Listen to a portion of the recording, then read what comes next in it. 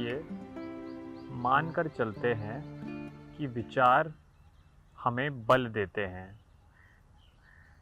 कि विचार हमें आंतरिक तौर से मजबूत बनाते हैं।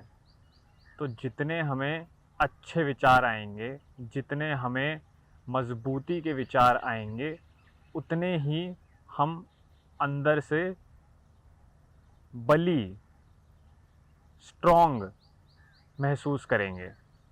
जितने ही हमें सुखद विचार आएंगे, जितने ही हमें प्लेजेंट थॉट्स आएंगे, उतना ही हम खुश रहेंगे, भीतरी तौर पर प्लीज्ड रहेंगे। विचार ही हमें एक तरीके की ऊर्जा देते हैं। विचारों से ही हमें इंस्पिरेशन, प्रेरणा मिलती है,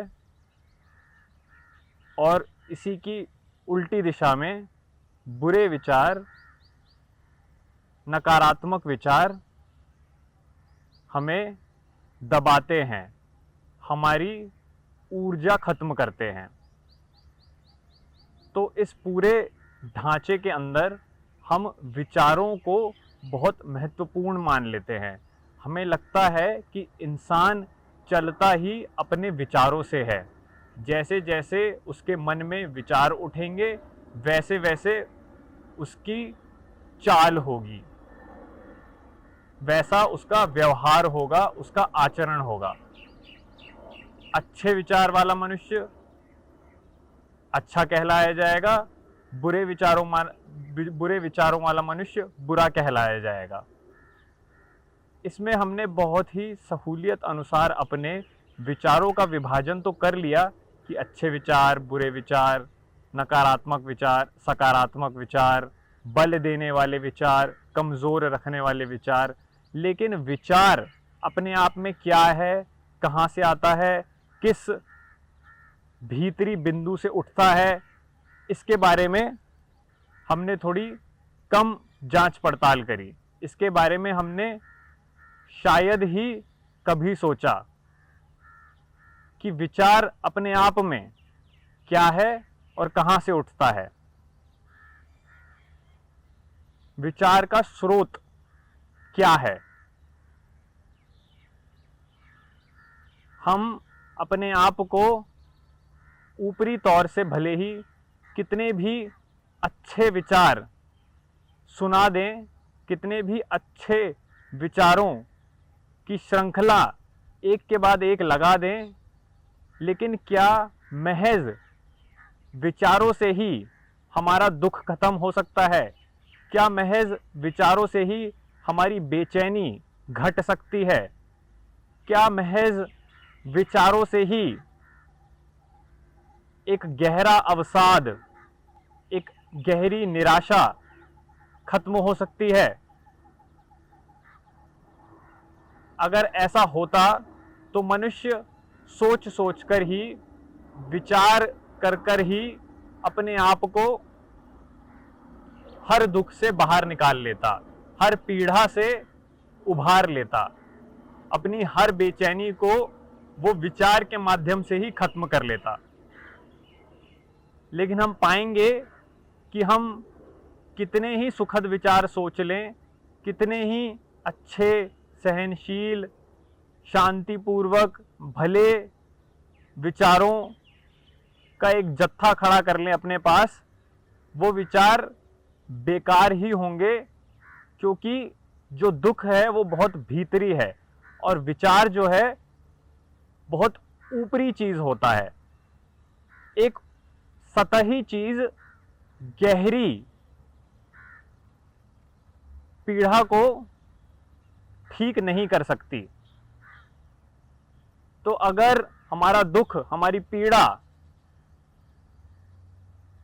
हमारी बेचैनी कहीं गहराई में बसी हुई है, मौजूद है, तो उसको ठीक भी वहीं जाकर करना होगा। उथले विचारों से हम अपने अंदर की जो खीज है, जो परेशानी है, उसका उपचार नहीं कर सकते।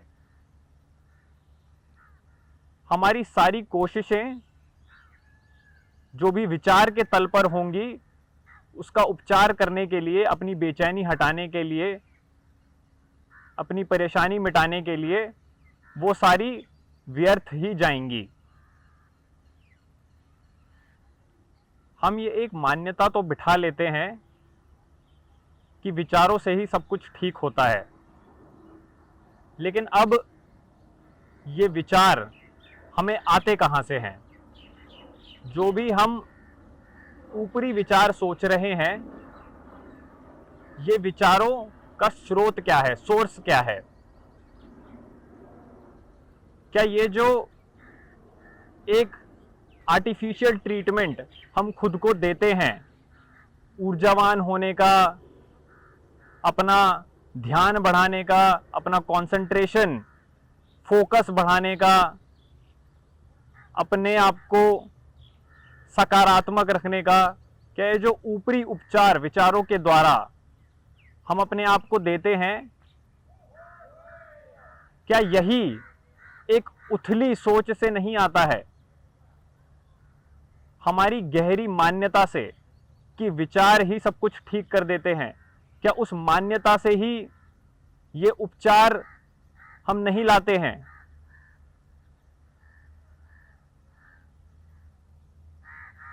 हमारे जो सारे विचार हैं, वो उठते ही हमारी गहरी मान्यताओं से, इग्नोरेंस, अज्ञान से, और हमारी स्मृति से हैं। जिस तरीके के भी हमने अनुभव करे होंगे अतीत में, जहां पे भी हमारे मन में अंधेरा होगा, जितनी हमारे अंदर अज्ञानता होगी, इसी पूरे एक गुठ से विचार उठते हैं। ये पूरा एक पिंड है जो विचारों को जन्म देता है। हमारे अंदर का अंधेरापन, जिसको हमने कभी भी ध्यान नहीं दिया, जिसकी तरफ हमारी कभी नजर नहीं पड़ी, हमारी गहरी मान्यताएं जो आकर बस बैठ गई बिना हमारे जाने कि ये कैसे बैठी और ये कितना हमारा जीवन निर्धारित करती हैं।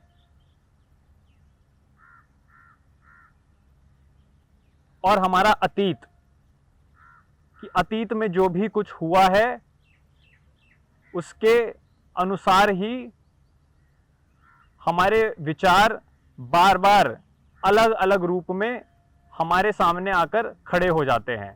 तो विचारों का जो स्रोत है वो ये गुठ है।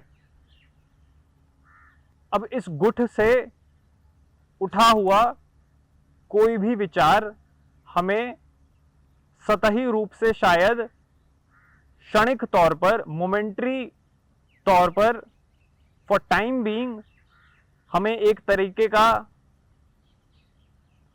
आराम सुख शायद दे जाए, लेकिन वो आराम सुख हमारे दुख को नहीं मिटाता, वो उसे बस दबा के ही रखता है, वो उसे छुपा के ही रख देता है। ऐसा है कि बहुत एक दुख का हमारे अंदर स्रोत है, और जो हमारे ये उथले विचार हैं, ये बस एक बहुत ही भीनी सी एक चादर है जो कुछ समय तक इस पे हम उड़ा देते हैं, और क्योंकि ये बहुत भीनी है, ये मिटकर जब फट जाती है, खत्म हो जाती है, तो हमारा दुख फिर से हमारे सामने खड़ा हो जाता है, और हमें लगता है कि बस अब इन्हीं उथले विचारों की एक के ऊपर एक चादर रखकर ही हम अपने दुख को, हमारे अंदर की सो कॉल्ड नकारात्मकता को, हमारे अंदर एक खत्म हुई ऊर्जा को, हमारी निष्क्रियता को, हमारी आलस को हटाएगी। हम कितनी भी विचार की चादरें अपने ऊपर ओढ़कर रख लें, वो सारी चादरें, हमारा दुख, हमारी ऊर्जाहीनता, हमारी कमजोरी काट कर ही बाहर आएगी। क्योंकि जो असली है वो ये है, हमारी कमजोरी, हमारी बेचैनी, हमारे अंदर एक खीज, हमारी निराशा, ये सारी चीजें असली हैं। और इन असली चीजों को हम सोचते हैं कि हम कृत्रिम विचारों की चादरों से छिपा सकते हैं, मिटा सकते हैं। लेकिन जो असली होता है वो नकली को काट देता है। तभी हम पाएंगे कि हमारा दुख हमारे सामने बार बार खड़ा हो जाता है, भले ही हम कितने भी सुखद विचार सोच लें। हमें जो भी आंतरिक बल फिर मिलेगा जो वाकई में असली होगा, जिसमें कुछ मजबूती होगी, जिसमें कुछ असलियत होगी, वो हमें विचारों से नहीं मिल सकता, वो हमें समझ से मिलेगा, वो हमारे गहरे ध्यान से मिलेगा। वो उसकी नींव हमें अपने ही विचारों के स्रोत को समझकर बनानी होगी। हमें मजबूती और ऊर्जा विचारों से नहीं मिलेगी, हमें उस नींव से मिलेगी जो हम निरंतर अपने ध्यान की ईंटों से खड़ी करेंगे। लगातार अपने भीतर चल रहे विचारों को, क्रियाओं को देखकर ही हम अपने अंदर उस इकाई का निर्माण कर सकते हैं जिससे हमें सारी ऊर्जा, बल और मजबूती मिलेगी, जिससे हमें एक आनंद मिलेगा, जिससे हमें एक असली खुशी मिलेगी, उथली नहीं, एक असली सुखद खुशी, एक ट्रू हैप्पीनेस हमें वो इकाई ही देगी जो दुख आने पर मिटेगी नहीं, वो दुखों का एक तरीके से स्वागत करेगी, उनसे वो मुंह नहीं चुराएगी, वो उनको भी देखेगी, वो इकाई। और यही देखना ही अपने आप में एक आनंद है, एक खुशी है।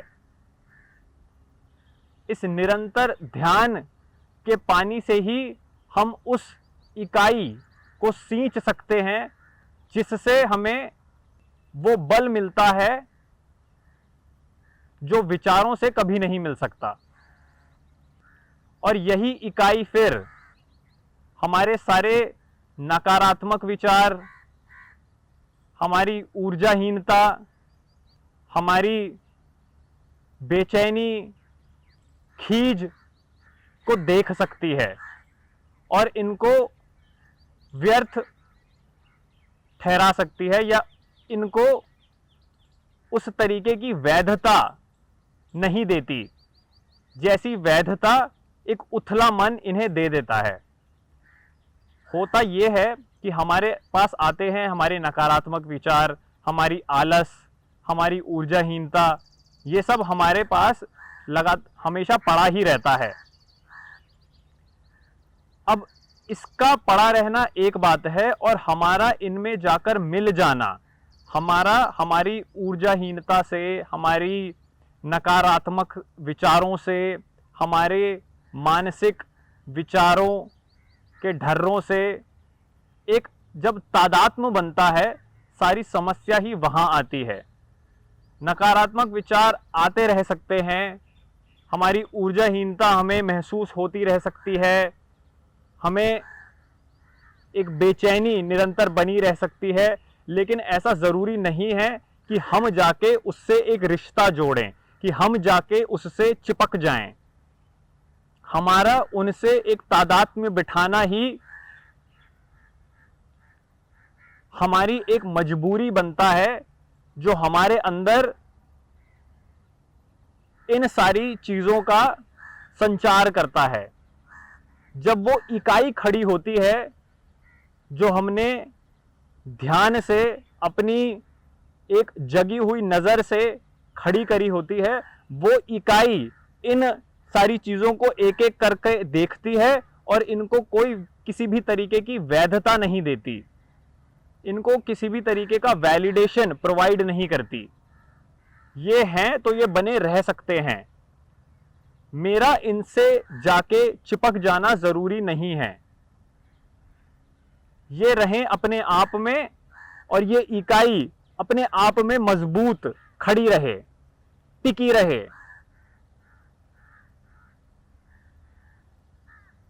इनका अपना एक अस्तित्व है, वो रहेगा, बट इस इकाई का अब एक नया अस्तित्व है, वो भी अब टिका रहेगा, अडिग रहेगा। तो वो इनके होने पर भी इनके साथ बह नहीं जाती, ये अपनी जगह जानती है और स्थिर वहीं खड़ी रहती है ये इकाई। जब तक हम अपने अंदर इस इनवर्ड फैकल्टी को बढ़ाएंगे नहीं, इसको सहारा नहीं देंगे, तब तक हम पाएंगे हम अपने ही विचारों और ऊर्जाहीनता, आलस के नीचे दबे रहते हैं। ये हमारे ऊपर चढ़े रहते हैं और हम इनके अंदर, इनके पास जाकर बस घुटना ही टेक देते हैं, क्योंकि हमें लगता है कि ये हमें हो रहे हैं, हमारी नकारात्मकता हमें प्रभाव करेगी, हमारी कमजोरी हम पर एक तरीके का प्रभाव डालेगी, वो हम पे चढ़ेगी। जब तक हमारे पास वो फैकल्टी नहीं होगी जो ये सब देख सकती है उसके साथ होता हुआ, तब तक हम इन चीजों के विक्टिम ही बने रहेंगे। और जैसे ही हम जब तक हम अपनी भीतरी आंतरिक विकृतियों का, डिस्टॉर्शंस का, ये सारे एक डिस्टॉर्शंस ही हैं भीतरी, जब तक हम इनका विक्टिम बने रहेंगे, हम पाएंगे कि हम बाहरी जगत में भी एक विक्टिम हैं। हम अपने ही फ्लॉड मान्यताओं, धारणाओं का विक्टिम पहले बनते हैं और बाद में एक बाहरी विक्टिम बनते हैं। हमारे भीतर जब एक विक्टिम बैठा होता है तो वही बाहर जाके फिर तरह तरह के शोषणों का भी एक विषय बनता है, एक सब्जेक्ट बनता है। हमारी सारी विक्टिमाइजेशन पहले भीतरी ही हो जाती है। हमारा डर, हमारी बेचैनी, हमारा लालच, हमारे विचार भले ही सकारात्मक हो चाहे नकारात्मक, जब ये हम पे एक पकड़ बना लेते हैं तो हम पाएंगे कि बाहर से भी हम पर एक पकड़ बनाई जा सकती है, बाहर से भी हम शोषित करे जा सकते हैं। जब तक हम भीतरी तौर पर इनकी पकड़ों से आज़ाद हैं, अपनी डर की पकड़ से, अपनी लालच की पकड़ से, अपने ही एक खुद को लेकर एक हीन भावना की पकड़ से अगर आज़ाद हैं, तो हम बाहरी तौर पर भी पाएंगे कि हम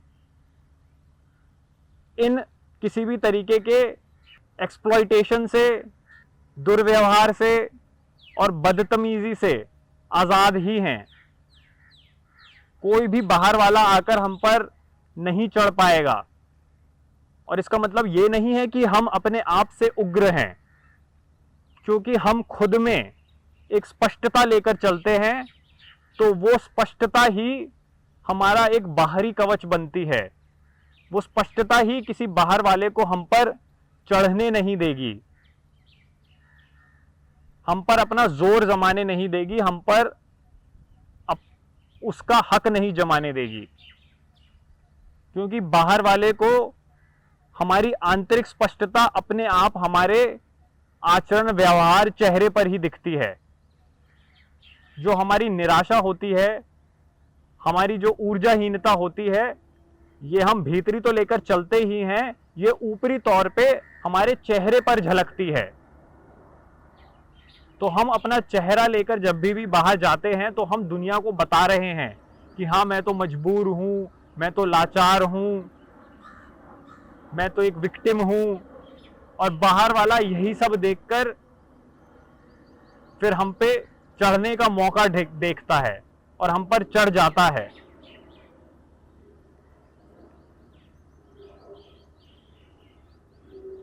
जब तक हमारे पास वो एक भीतरी फैकल्टी, वो एक इनवर्ड एंटिटी मौजूद नहीं है जो लगातार सचेत है, जो देखती है, जो समझने को आतुर है, तब तक हम पाएंगे कि हम दोनों जगह से मारे जाते हैं। भीतरी तौर पर भी मारे जाते हैं, और क्योंकि भीतरी तौर पर मारे जाते हैं, इसीलिए बाहरी तौर पर भी मारे जाते हैं। एक्चुअली ये दोनों अलग नहीं है, ये है एक ही। हमारा जो भी बाहरी आचरण और व्यवहार है वो है हमारी भीतरी स्वभाव का ही एक विस्तार। हमें ये समझना होगा कि विचार एक बहुत ही सतही प्रक्रिया है हमारे मस्तिष्क की। विचार एक बहुत ही ऊपरी बात है। ये अपने आप में कोई मौलिक, कोई इंडिपेंडेंट फैकल्टी नहीं है। विचार ये एक बहुत ही ऊपरी प्रक्रिया है जो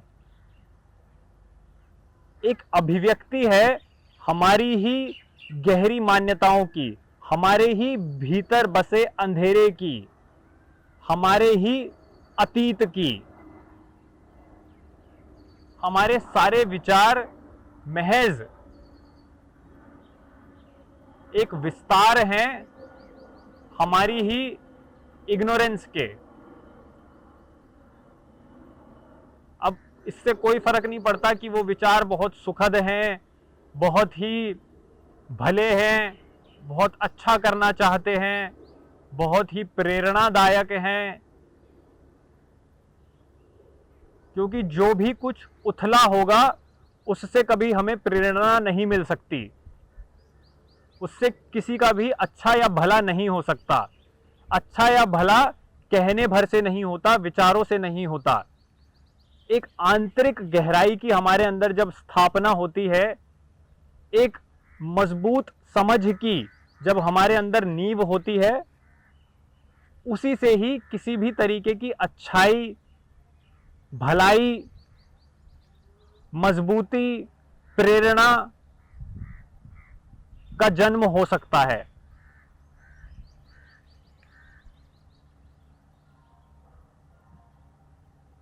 तो हमें विचारों को इतनी प्रासंगिकता देना बंद करना पड़ेगा, क्योंकि विचार लगातार आते जाते रहते हैं। ये एक हवा है जो लगातार हमारे मस्तिष्क में बहती रहेगी। अगर हम इन हवाओं के भरोसे हो गए तो हम खुद पे ही भरोसा करने लायक नहीं रहेंगे, क्योंकि जिस तरह प्रकृति में हवाएं कहीं भी आती जाती रहती हैं और वे पत्ते को कहीं भी उड़ा ले जाती है जहां उसका बहाव होता है, वैसे ही हम पाएंगे ये विचारों की हवाएं हमें कहीं भी उड़ा के ले जा रही हैं। कभी हमें वो नाले में गिरा देती हैं, कभी वो एक सुंदर झील में गिरा देती हैं। लेकिन भले ही हम नाले में गिरें या सुंदर झील में गिरें, हम देखेंगे कि हमने कभी चाहा ही नहीं था नाले में गिरना या सुंदर झील में गिरना। हम बस एक हवा के प्रभाव से ही चले आ रहे थे। ये प्रभाव को देखना ही सबसे ज्यादा महत्वपूर्ण है। यही जरूरी है कि हम इस प्रभाव पर नजर डालें। ये जो विचारों की हवाएं हैं, ये हमें चला कर रखती हैं। हमारी कमान हमारी समझ बननी चाहिए, हमारी वो इनवर्ड फैकल्टी बननी चाहिए जो हम एक सतर्क नजर से अपने भीतर पैदा करेंगे, ना कि ये हवाओं ना कि ये बाहरी हवाएं और विचार जो हमारा जीवन पल पल निर्धारित कर रहे हैं।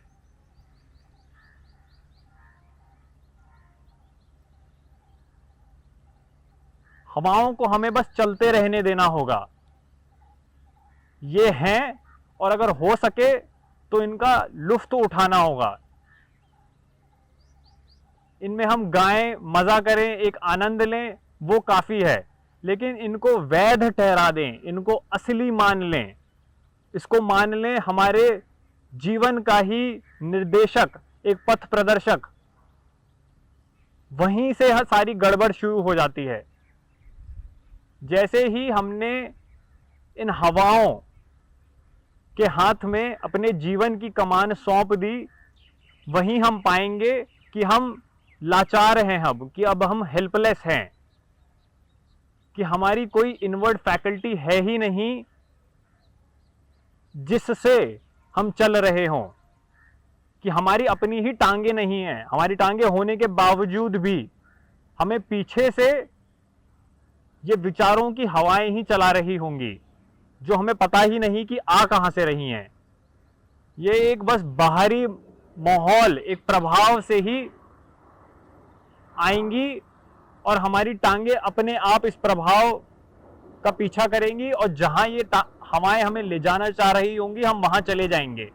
कभी किसी दुकान में हम पाएंगे, कभी किसी हम इंसान के पास अपने आप को पाएंगे, कभी हम कहीं अपने किसी रिश्ते में अपने आप को जाता हुआ पाएंगे, कभी किसी प्रोफेशन के पीछे अपने आप को भागता हुआ पाएंगे, कभी किसी और दूसरे ही लेटेस्ट ट्रेंड के पीछे हम अपने आप को भागता हुआ पाएंगे। लेकिन हमें यह देखना होगा कि हम कभी भाग ही नहीं रहे हैं इनके पीछे, हमें बस भगाया जा रहा है। कभी दुकानों में, कभी किसी रिश्ते में, कभी किसी प्रोफेशन के पास। हमारी खुद की तो वो समझ ही नहीं है जो हमारी टांगों को चला सके। हमें ये बाहरी विचार ही चलाते हैं और उन जगहों पर हमें लाकर खड़ा कर देते हैं जिन पे हमने चाहा ही नहीं होता आना। लेकिन क्योंकि हम अपने विचारों से एक रिश्ता, एक तादात्म्य, एक आइडेंटिफिकेशन बनाकर रखते हैं, तो हम ये सोचने लग जाते हैं कि अरे नहीं, मैंने ही तो चाहा था इस दुकान में जाना, अरे नहीं, मैंने अपने मन से ही चाहा है इस व्यक्ति से रिश्ता बनाना, अरे नहीं, मैंने चाहा है इस प्रोफेशन के पीछे जाना, जबकि हमने इनमें से कुछ भी नहीं चाहा था। ये बाहरी प्रभाव था हमारे ऊपर, जो हमारी मानसिकता को, जो हमारे मस्तिष्क पर एक तरीके का कब्जा कर लेता है और वो हमें फिर चलाने लगता है। हम पाएंगे कि हमारी इसमें कोई एक गहरी रजामंदी थी ही नहीं कभी भी।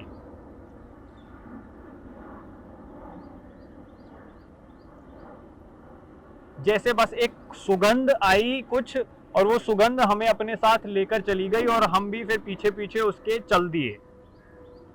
क्या ये हम खुद से चले थे या इस सुगंध ने हमारी टांगों को चला दिया? हमें कहना भले ही बहुत अच्छा लगता है कि मैं सब कुछ अपनी मर्जी से करता हूं, कि जो जहां भी मैं जा रहा हूं वो अपने मन से जा रहा हूं, अपनी इच्छा से जा रहा हूं, अपनी ख्वाहिश से जा रहा हूं। लेकिन हमें ये देखना होगा कि ये बाहरी विचार पल पल कैसे ही हमारी इच्छाओं, ख्वाहिशों, मर्जी का निर्धारण करते रहते हैं। हमारी अपनी कोई इच्छा, चाह, मर्जी होती ही नहीं है। वो बनेगी ही तब जब हम जानेंगे कि अंदर ये बैठा कौन है, जब हम इस पूरे विचार, ध्यान और मानसिक प्रभावों की प्रासंगिकता को समझेंगे। जब तक हमने इसे समझा ही नहीं है, ये कहना कि नहीं मेरी अपनी एक मर्जी है, कि नहीं मेरी अपनी एक ख्वाहिश है, मेरी अपनी खुद कुछ इच्छाएं हैं, ये बहुत ही हास्यास्पद है, कॉमिकल है। हम कभी अपनी मर्जी से चल ही नहीं रहे हैं। हमें बस बाहरी प्रभाव आ रहे हैं, हमारा माहौल जिस तरीके का बना हुआ है वो हमें चला रहा है। हमारे पास अपनी टांगे होने के बावजूद भी वो फैकल्टी, वो एंटिटी नहीं है जो खुद से कहीं जा सके। हमारी टांगे का इस्तेमाल करके वो बाहरी प्रभाव हमें जहां ले जाना चाहते हैं वो हमें ले जाते हैं।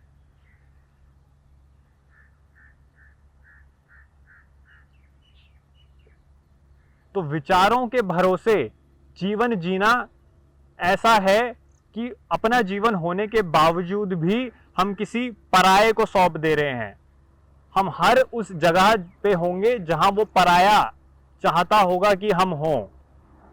हमें लगता भले ही रहेगा, हम इस भ्रम में भले ही बैठे रहेंगे कि हम अपनी मर्जी से जा रहे हैं, हम अपने मन की कर रहे हैं, लेकिन हमारे मन की कमान तो उस पराये के हाथ में है जो हमने खुद से जाकर उसे सौंप दी है।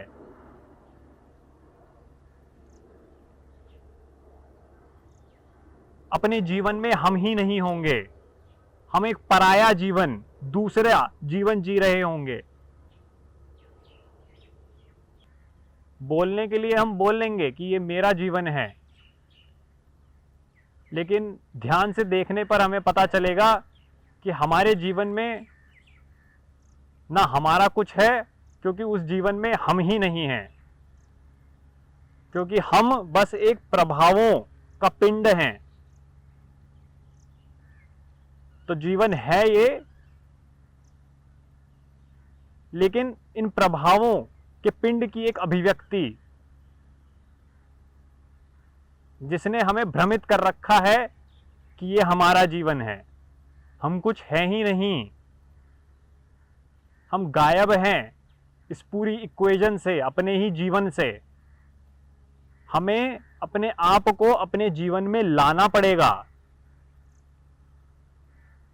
और हम बिना इन प्रभावों को जाने, बिना विचार क्या होते हैं इसको जाने, विचारों का स्रोत क्या होता है हमारे अंदर इसको जाने, हम अपने जीवन में कदम ही नहीं रख सकते। जैसे ही हम इन सारी चीज़ों को जानना शुरू करते हैं, इनको देखना शुरू करते हैं, तब शायद पहली बार हम अपने ही जीवन में पहला कदम रखेंगे।